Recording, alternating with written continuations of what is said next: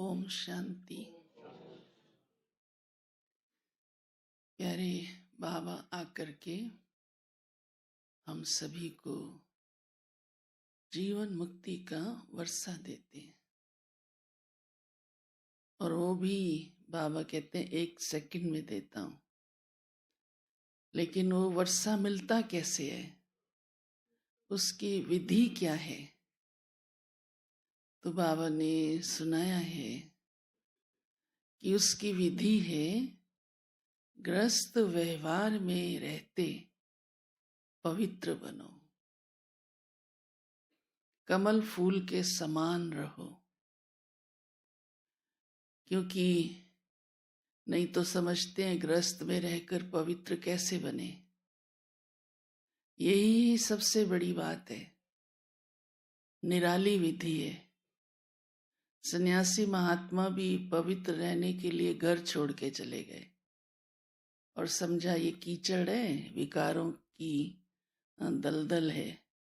और उसमें भी बाबा ने हमको कैसे न्यारा रहना है ये विधि सिखा दी। और इसका ही मिसाल शास्त्रों में राजा जनक का आता है।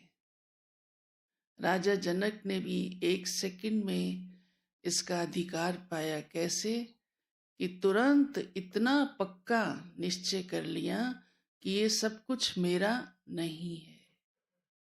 बुद्धि ही वहां से निकाल दी, सब कुछ तेरा। तो जब बुद्धि निकल गई तो विकारों से सहज किनारा हो जाता है।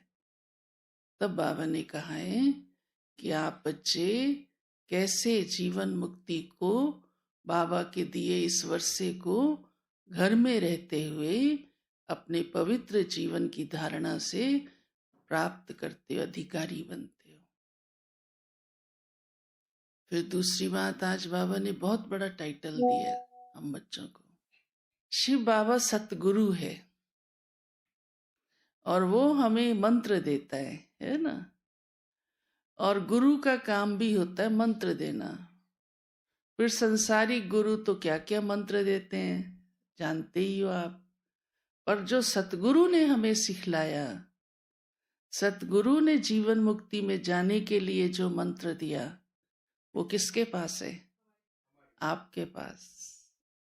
तो वो मंत्र बाबा कहते हैं आप सबको दो, मन मना भव का, कि अपने मन को भगवान में लगाओ।